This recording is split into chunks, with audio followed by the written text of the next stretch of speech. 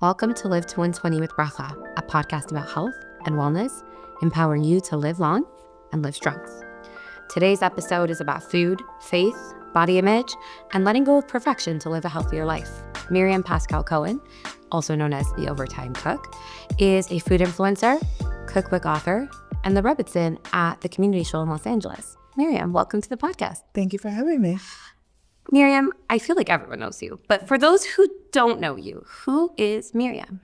Such a complex question. It is. Wow, we're jumping right in. Jumping right in. I'm just a human. I don't know. What do you want?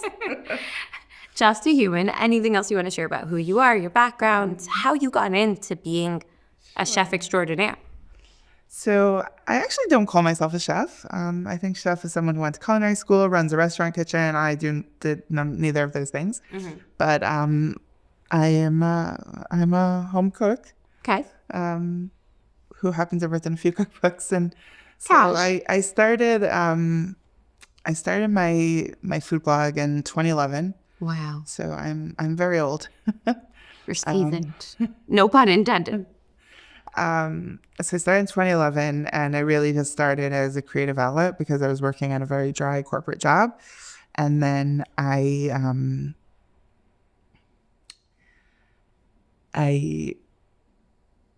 never thought it would last. Like, I was doing all kinds of creative hobbies, but then people started to visit and comment and say, "Oh, I made this, it was delicious." And I was like, that's so cool. And so I really kept it going. And then eventually, like, at that point, the reason I'm called Overtime Cook on my social media and things is that at that point I was working full-time commuting. Wow. And then I was doing this, in my spare time. Spare in quotation marks. It's funny because I was young and I had like all the energy in the world. I just don't even remember what that's like. But eventually it became my full-time job. And so, like I said, I wrote 4 cookbooks. I write recipes for Mishpacha magazine. I also have a website, overtimecook.com, where I publish recipes, try to do it weekly. Wow. And yeah, there's like hundreds and hundreds of recipes there, all free. Amazing. Yeah, and then about a year and a half ago, my husband and I moved to Los Angeles, where we are the rabbi and associate rabbi and Rebbitzin of the Community Shul, which is a kiruv shul in LA. Cool. And so that kind of takes a very big role in my life now. Yeah, that's... So I think it's interesting because we've had a few, I don't know, influencer, content creator, people with a big online presence that balance 2 different roles, and they have their online life and then they have their real life. And it's interesting, yours have really married together so beautifully. Like, I see you making these beautiful Shabbos meals and these beautiful Yantif meals on your blog. Do you find that it's difficult to kind of balance those 2 different realities where, like, people think they know exactly who you are, but then they meet you and they're like, oh, okay, like, you're a human being. You're not this online presence. It's interesting. I do think that it's a very big bracha that I'm able to combine my job and my role as a Rebbitzin in so many ways. Yeah. So, for example, when I'm working on new recipes, I'm often able, like, I'm serving it to my guests and getting their feedback. Which is so cool. You might think of that as like, oh, you're making them guinea pigs, but it's like, after I've tasted it and I'm happy with it, but then I can get people's feedback. I feel like we all want to be your guinea pigs. Invite us. The whole community is like ready. Don't know when it feels bad. But, or like sometimes, depending on the situation, like sometimes, let's say I'm working on a magazine article with 4 meat recipes, right? Mm-hmm. Like, how much meat could we go through if I'm doing this all, like if I'm doing a photo shoot where it's like 4 in a day or maybe 2 days. But now it's like, I try to schedule it so that, like, because my husband teaches a class in our home and I for guys, and I feed them dinner. This is like so beautiful. This is literally the perfect role for you. So yeah, so I try to schedule it so that it like coincides. And, there's obviously a lot of other ways, but it's really such a bracha that I'm able to do that, like, because I don't take for granted that the two roles go so well together. I mean, obviously, there's I don't know if difficult is the right word, but it can be interesting at times, I guess is the right word, when you meet people and they're like, oh, I know you. And I'm like, I'm Cook. I'm a whole Miriam. 3D person, not just Miriam. Yeah. But overall, I think it's a bracha. And I think, not to get too much on my soapbox, but I think, when you have an online presence, you have a responsibility. Yeah. And I think I get to inspire people in both roles, and that's a great thing. I mean, it's so interesting what you're saying, because I feel like on the other side, like I'm not an influencer. I'm just a human too. But I do think there's a weird phenomenon on social media where you feel like you know the person because they're updating you on really like a sliver of their life, but you're like, I know exactly, like her kid was sick this week and she's having issues with, like, she burnt her pot. And then like you meet them. And again, like we're lucky in LA that we have people like that. And I have friends that are influencers, and like, it's what you're saying. It's like, they're so much more than their online presence. It's almost like an illusion, Right. Yeah. I mean, I think it's important to remember that social media is very curated. Yeah. I happens to be, I try to be as real life as possible. And that means sometimes I'm going to show the sink full of dirty dishes. Yeah. Or I meant to post last night, I forgot, but like the cake that I forgot to put the baking powder in. And it was flat and hard. And I repurposed it, which is cool. But I do try to show that. But even so, you're not seeing the full person. But it is interesting. It's a very interesting phenomenon, because there are people who say to me, like, I feel like you're my best friend, even though we never met. And I'm like, oh, that's cool. And that's so creepy to me. I'm sorry. It makes me, that would make me uncomfortable.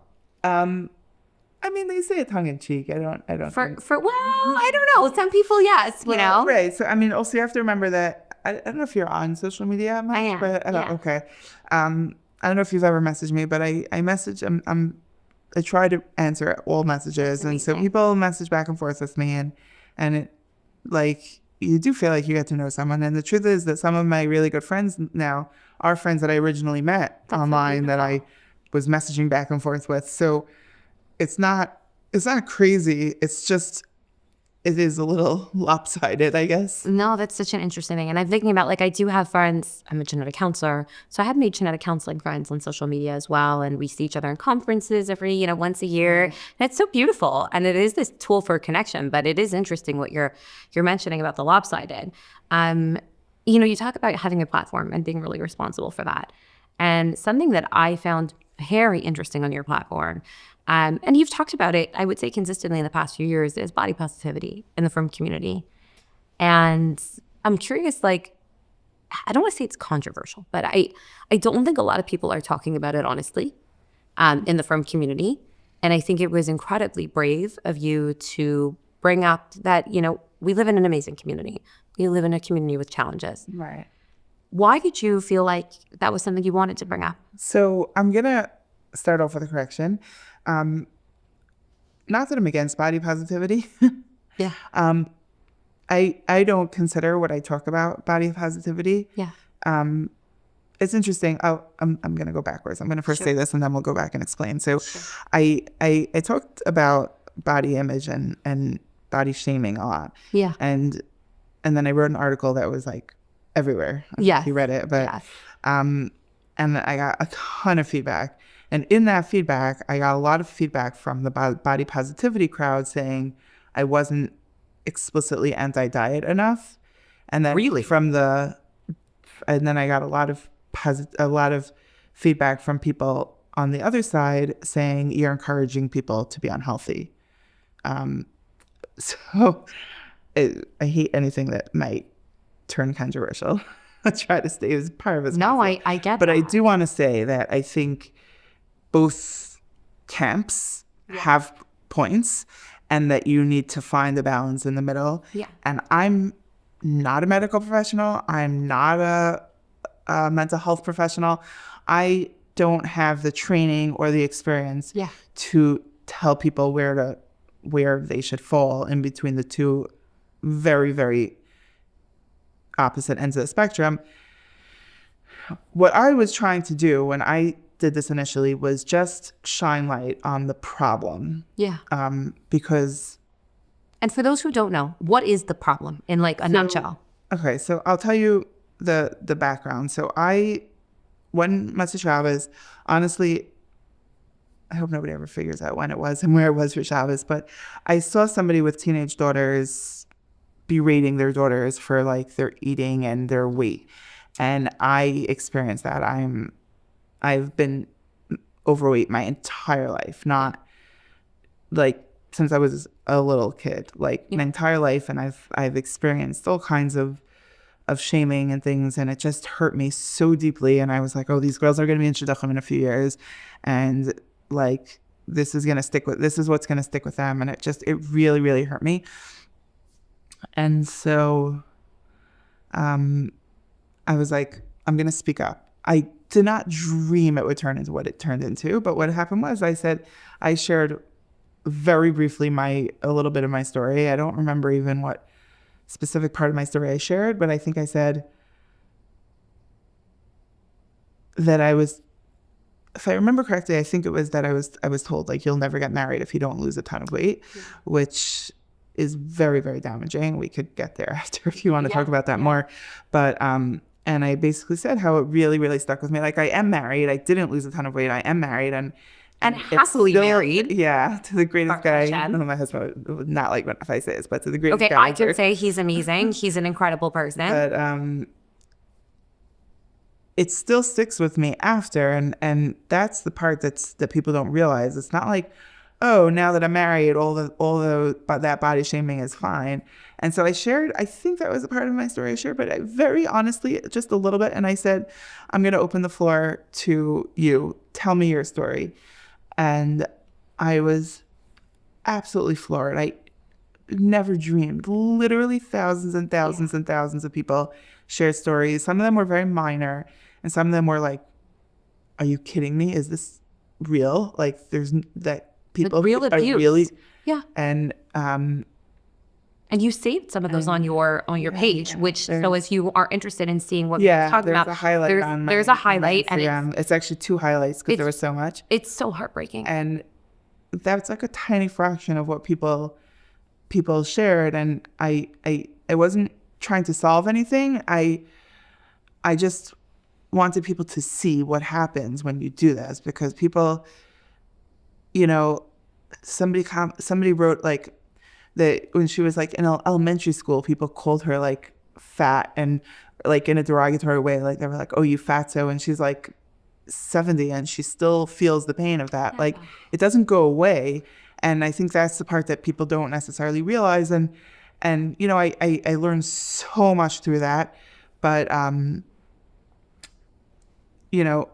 think people like, I didn't really know what I was trying to accomplish, honestly, and I definitely didn't know what would come out of it. But I think what people needed to see is that, firstly, everybody was suffering in silence alone and thinking like, oh, it's just me. Like, I was so floored to see how many people were shamed the way I was. Yeah. But also, I mean, it was hard for me to do. Firstly, it was hard to share of myself.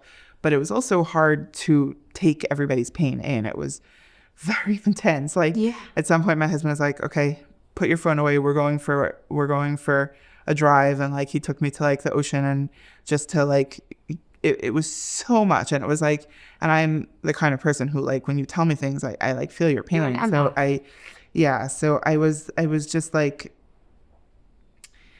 feeling it all, and it was so much, but. I think what people needed to see was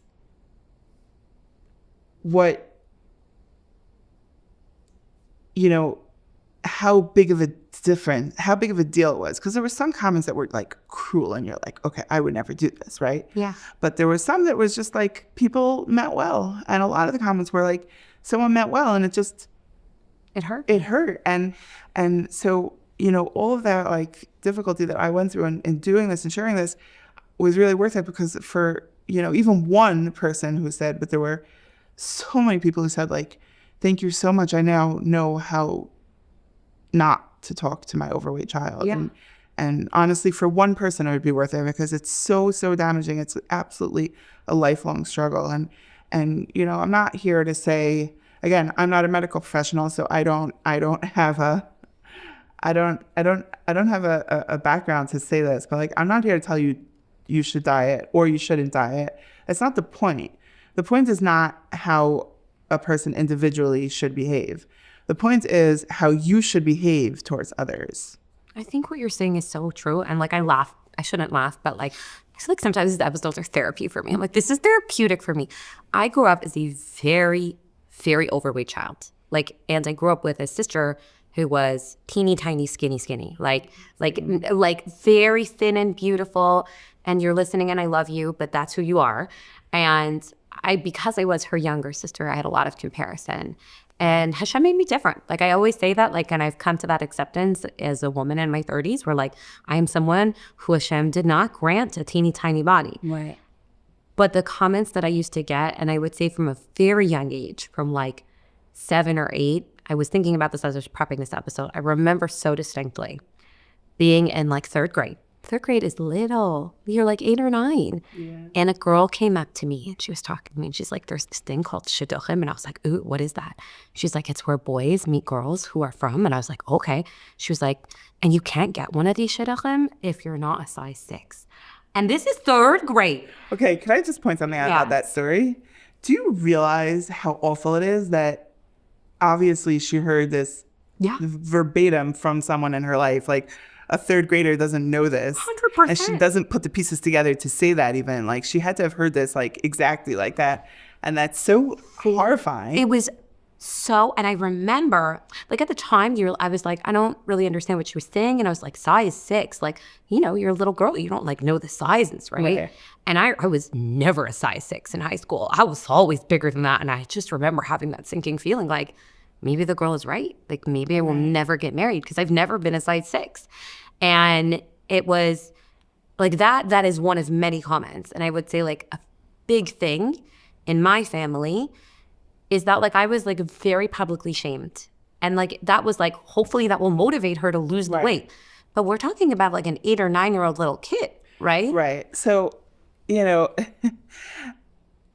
I'm not saying there's nobody in the world who's ever been shamed into weight loss, because I've read stories. I'm sure. And people love to tout that as okay, we're doing the right thing by fat shaming people.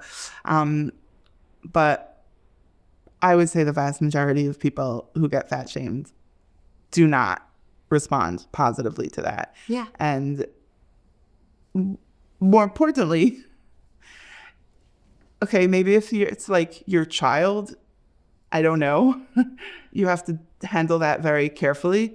But if it's anyone other than your child, it's not your business. It's so not to shame them into losing weight.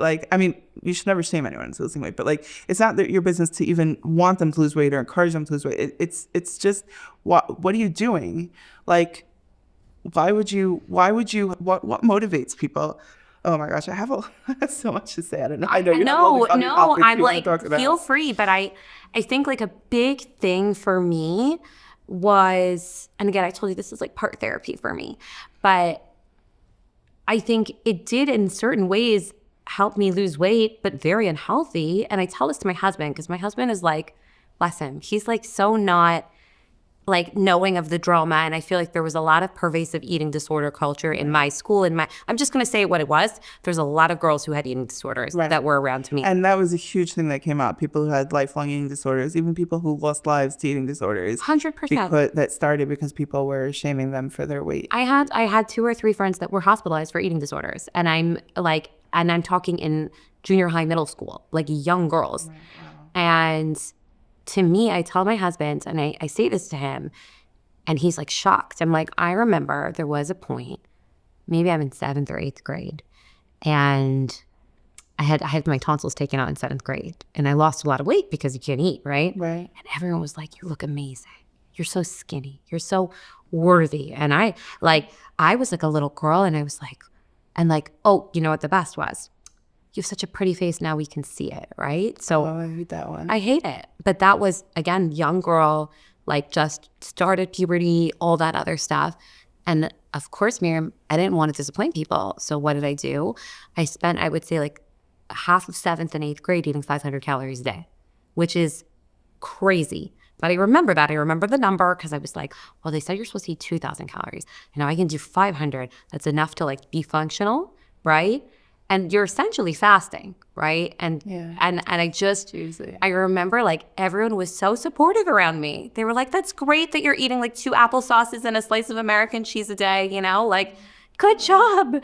And I look back at that, I'm like, if that was my child, boy or girl, Right. I would be wildly concerned. And it was a lifelong issue for me. Right. Like, especially, you know, I had pregnancies, I went through fertility journey, put on weight. It was very hard for me. It's interesting because I don't know if I should say this, but Say it. We're all friends here. it's more that I might upset people, and I hate doing that. I just want everybody to like me and everybody to get along and nobody to fight. And Sometimes we need to hear hard things. There's people tie morality to body size, Yes. in a bizarre way, and I'll give you the best example of it. So, you know, the biggest thing everybody's talking about is Ozempic and you know, all the similar things. And I think I'm not here to say you should be on it or you shouldn't be on it. Again, I'm not a medical professional. That's not my business. I don't know enough to tell you anything. I'm not giving you advice here. But the thing that always like amazes me is this idea that people have that taking Ozempic or whatever, any of the others, but I'm just going to say Ozempic. Taking Ozempic is the easy way out, right? Yeah. Like, oh, why didn't you just do it the old-fashioned way? Like, if you buy a house, instead of building it yourself, you're also taking the easy way out. Yeah. How come only when it comes to weight loss are we saying, oh, you're taking the easy way out? Like, it's so crazy how people put like this morality behind weight loss. It doesn't make sense. Like, why are we saying like, oh, you know, you're taking the easy way out, or there's other things, you know, people will say, for example, and again, it's like people will admit it's not, you know, there's this bias that people automatically have, and people admit like, yeah, I assume that someone who's fat is lazy. Or dirty, or unattractive. Like, yes. It's so crazy because it's like, where is this like morality police around weight coming in? It doesn't make any sense. And sure, you know, I understand what people will say. They'll say like, oh, it's like you're making excuses. These are choices that you make. And it's like, yes and no. And it's uncomfortable for me to speak about this because I know that I'm overweight and people will look at this as like, oh, she's making excuses, and it's not. I do eat healthy, and it doesn't matter though. Like, people who don't eat healthy will be stick thin.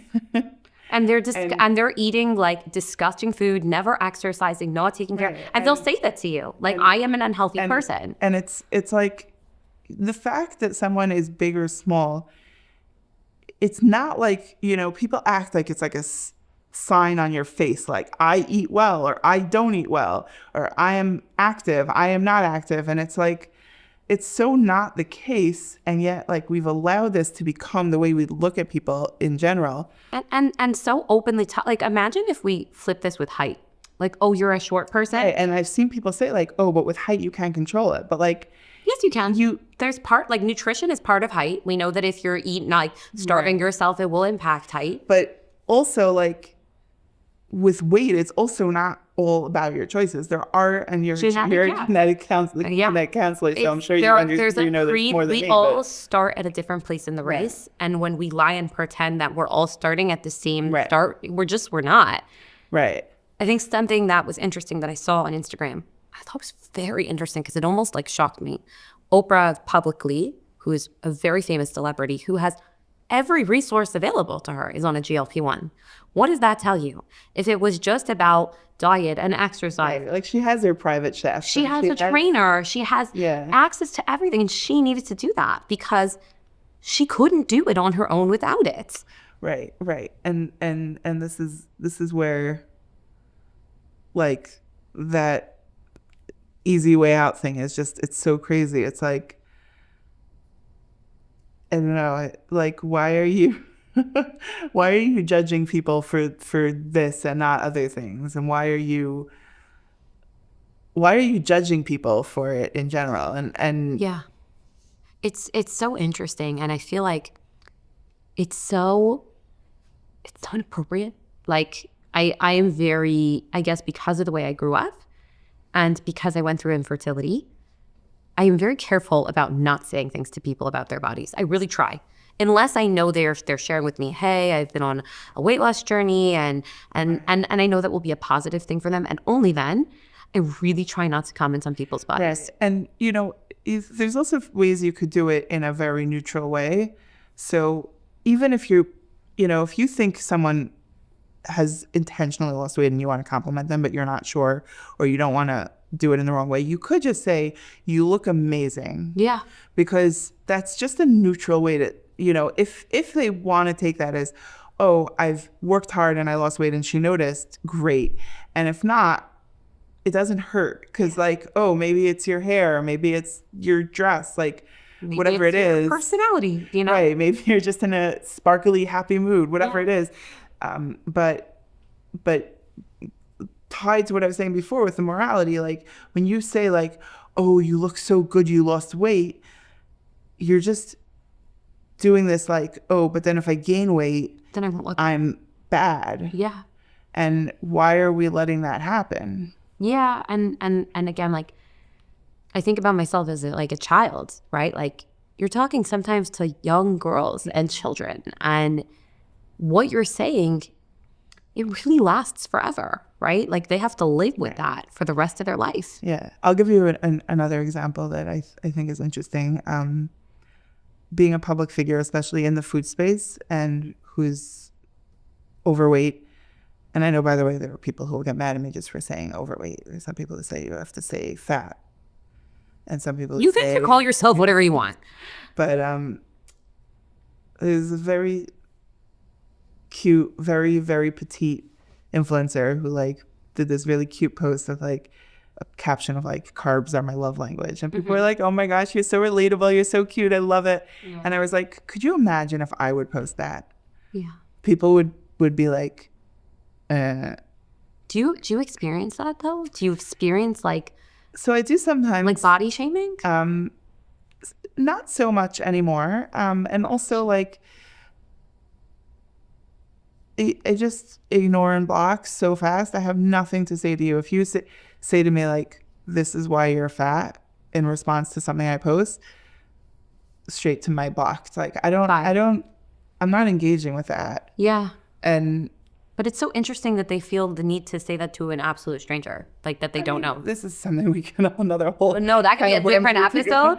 But I'm saying a lot of the people don't necessarily think of the people they're interacting with, the influencers, as humans. Yes, but also the frum community is a teeny tiny postage stamp. I always say that we are all 4 steps away from each other. Right. And a lot of your followers are frum. So that shocks me that someone in the community would would say that. Yeah, I mean it should shock me because that's my whole childhood, but it's shocking, but it's not, because it's I think it's less shocking than in person. Yeah, I don't know. Sometimes in person, it's so for me, it was always weaved into you have such a pretty face. If only you would lose a little more. And I remember being I don't understand what you're saying. Are you saying I'm ugly or pretty? So wild. I wanna delve in a little bit to what you mentioned with Shidduchim, because I think I again, my husband's gonna get upset at me because he's like, Shidduchim are hard for men too. I'm like, sure, okay. So dismissive. But I truly feel for women, there's a huge emphasis on physical appearance. And I will never forget, there's a friend of mine, if you're watching, she was told totally different. She had a very large nose, and she was told, in order for you to get married, you will need to get a nose job, which is like a major physical surgery. Doesn't surprise me at all. I mean, but I again, everyone has different challenges. You know, that wasn't my challenge, but it was like very, and she's a very slim girl, and she's an amazing person. But like, that was like straight up said to her, like, get a nose job or no one's going to marry you, right? I feel like in the community, what you said is it was said to me when I came back from seminary, like, lose weight or no one will go out with you. Right. And no like mincing words, like straight up. Yeah, same. So, okay, sorry. It's all good. I'm going to break this down into very simple Yeah. terms, okay? When you tell someone lose weight or nobody will go out with you, or even worse, lose weight or nobody will marry you, let's strip that down. What are you saying? Nobody will ever find you attractive the way you look right now. Yeah. And even if you don't strip it down mentally yourself that way, eventually your brain gets that message, and that's how you start to feel about yourself. I am completely unattractive and nobody will ever consider marrying me. Yeah. And there's so much to unpack here. But firstly,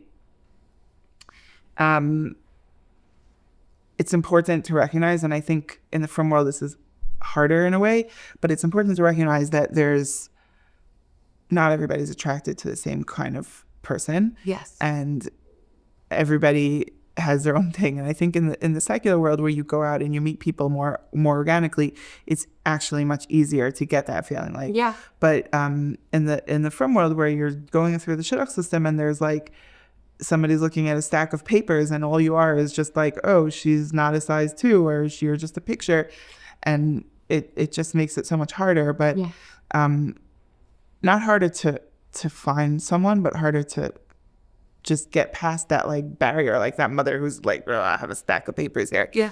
But so you get through the first round, like in interviews. But you know, and the reason that I speak out about this, as uncomfortable as it is for me, is that I don't think people realize how damaging that is to tell a girl you're unattractive and nobody could ever find you attractive.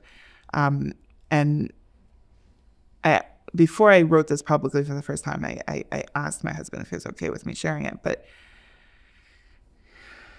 when you get that message enough, you start to really, really believe it. I am unattractive. And you think, I met my husband, we got married, and I'm like, okay, I'm obviously attractive. Yeah. But it's not so simple, because to this day, we're married 5.5 years.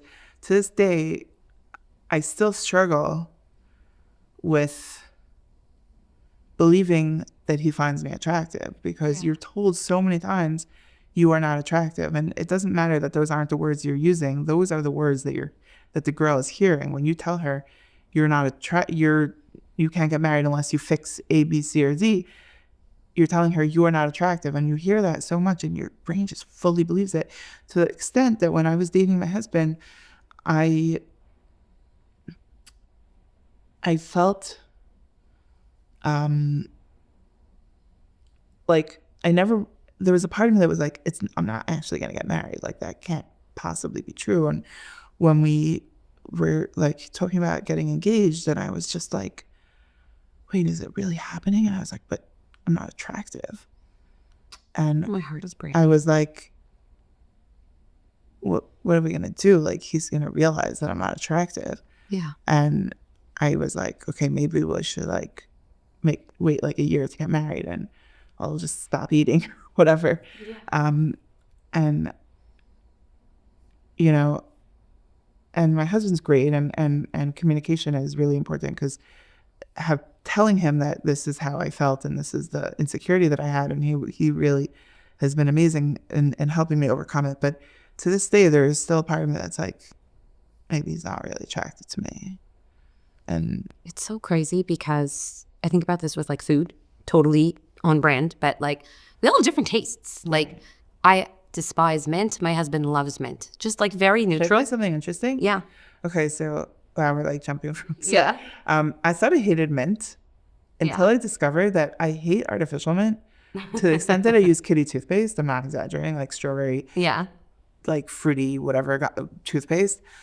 But I actually love fresh mint. Oh no, I hate all forms of mint. I despise mint. But I say this because It doesn't mean mint is bad. it doesn't mean it's just your not my taste. Right. Like I have one kid that loves cheese and one kid that won't touch it. And like no one looks at him and like, are you insane? You don't like cheese? Right. I have one that likes ketchup and one that doesn't, you know? But when we say that to people, like, no one's ever going to find you attractive because you don't look like that one thing. Imagine telling everyone, like, they have to have cheese with all their fit. Like, like, I don't know. I'm just thinking about what you're saying and it's hitting me. I think this hits me hard also because I feel like I felt that way a lot. Like, you are physically... And again, I did lose the weight before I got married and I put back on some and lost some. And I think it's like I went through all the amounts of weight I have lost and gained in my life. It'd be like 1,000 pounds, you know, it's so much fun. But I say that because losing the weight doesn't make you feel good about yourself. Right. And people are going to get mad at me for saying that, but it really doesn't.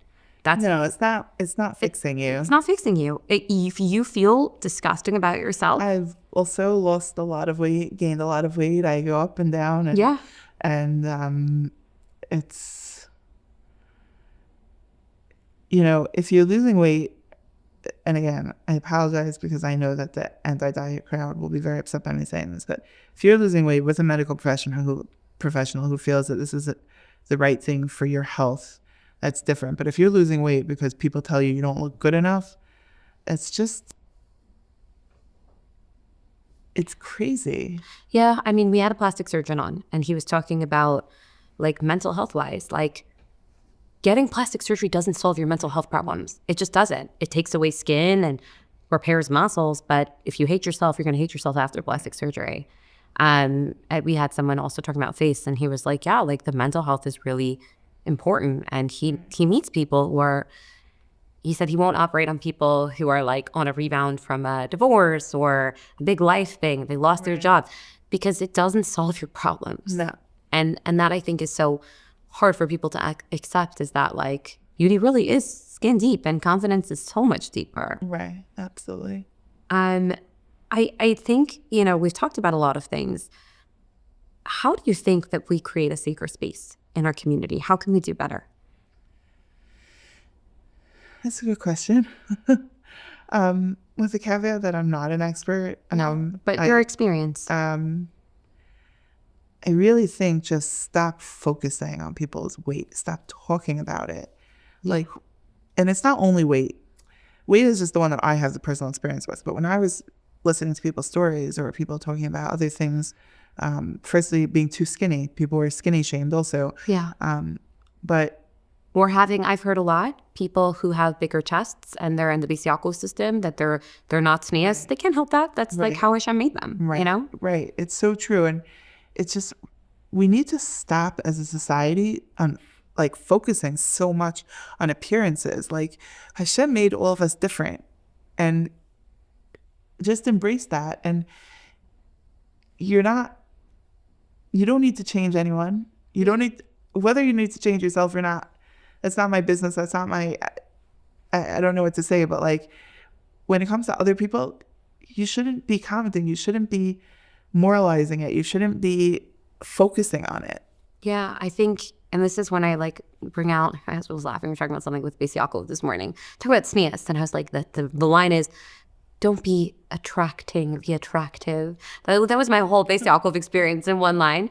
But I think like something that I think now as a parent and as a, you know, grown up is, what are Jewish values? Because I want to be embodying those values. And Torah values is a lot more about panemias than chitzonias. And I sound like a BCACO teacher, but I really believe it. I think like, we don't believe that you're a good person if your inside is rotten, but you look really fabulous in a size 2 dress. That's not Torah values. Not at all. And like you think about the imahos, I'm becoming a Rebbetzin in this moment with you. I'm channeling your energy. But the imahos aren't talked about like you know, what size they fit into and how good they looked in a pair of heels. Like, that's really not what we're told about them. We're not told about that with most of the women in Tanakh. And also, if you think about like what legacy you want to leave, like after, 120 years when you die, like, do you want people to be like, oh, she was so thin? That's it. She was a really small person. She was able to wear the smallest size in the store. Her waist was tight. Again, they're not Jewish values. And not Jewish values. Like, is that important to you? Is that what? For some people, yes. It shouldn't be. For some people, is yes. that really a legacy anyone wants to leave? Like, oh, she was just the thinnest woman in any room she walked into. I mean, I don't know. Listen, I am very about, like, and this was the best part about marrying my husband, who was like the yuckish, like, to himself. He's taught me this. He's like, bro, that's not your business. I'm like, blah, blah, blah. I was like, nope. He was like, you're East Coast. Not my circus, not my monkeys. 100% all the time. He was like, I'm like, yeah, but and he was like, is that your business? I'm like, nope. And we really try and raise our kids the same way, where they're like, well, Noah got to eat this and that. And I'm like, is that your business? No, it's not your business, you know? Like, shh.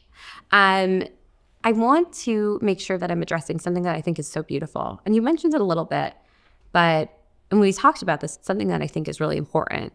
How to use food as a way to connect with Hashem and connection. Okay. So there's a few things. I think firstly, I post this on Instagram from time to time, and every time I do, people say, thank you so much. I really need this reminder. But as Jewish women, part of our roles, and men too, I'm not being a sexist here. Like, you can be sexist on the podcast. But as Jewish women, a big part of our role is like things that feel very mundane. Like, you're making potato kugel for Shabbos and you're standing there peeling potatoes. That doesn't feel like holy work. Yeah. But if you put the kavanah into it and say, I am doing this, l'kavod Shabbos, l'kavod the mitzvah of Shabbos, the mitzvah of hachnasas archim, the mitzvah of nourishing my family with wholesome food, like, it transforms it. You're not doing something mundane anymore. Now you're doing a mitzvah. Yeah. And I think, I try to do this when I prepare for Shabbos. And honestly, for me, it's like a whole week long that I'm doing this. But I really try to everything I do, I say like, l'kavod Shabbos. I'm doing this to honor Shabbos.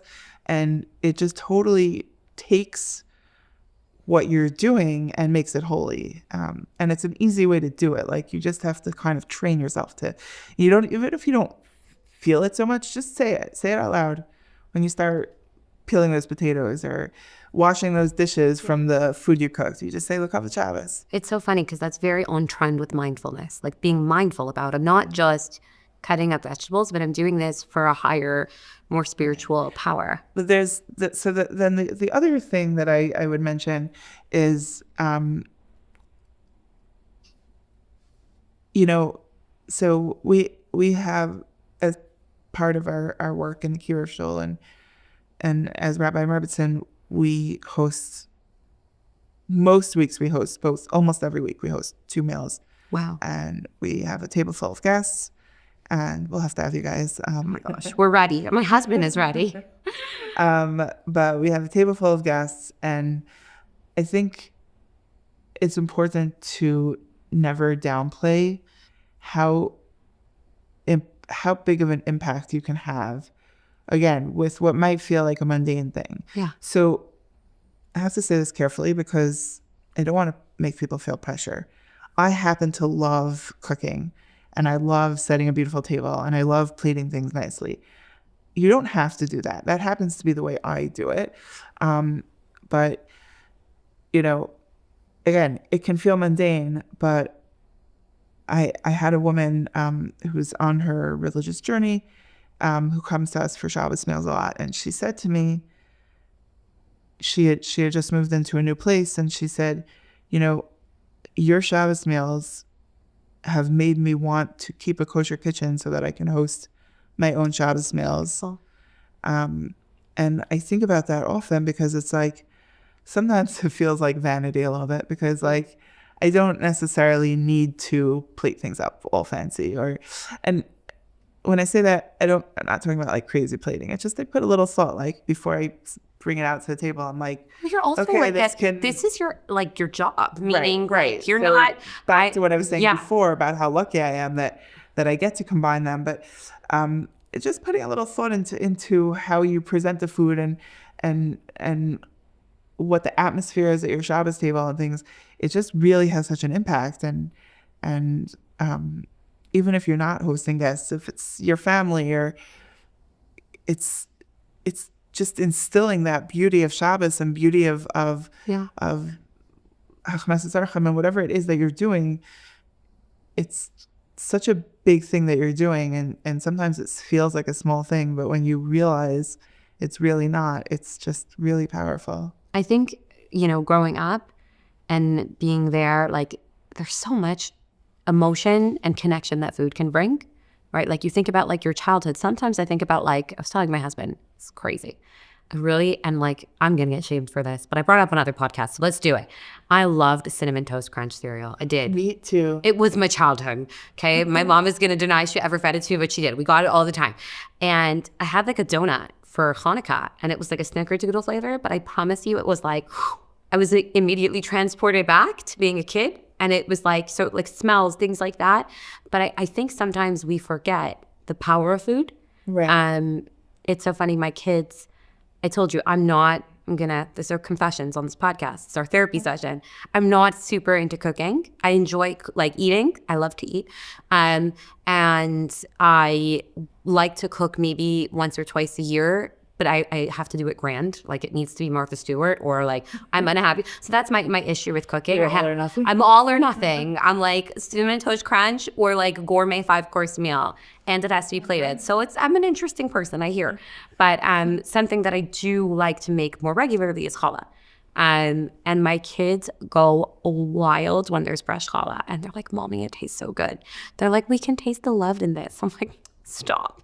But I do think it's so interesting that women have 3 mitzvos. One of them is challah. One of them is baking and putting that spirituality, and that is something that's mentioned in the Torah. Yeah, so I actually, one of the things I do as a cure of Rebbetzin, when I first started, I was trying to like get coffee with people, and I was realizing that it was just like not working out for me. And instead, what I do now is I invite people to bake challah with me, because I'm doing that either every week or every other week, depending on.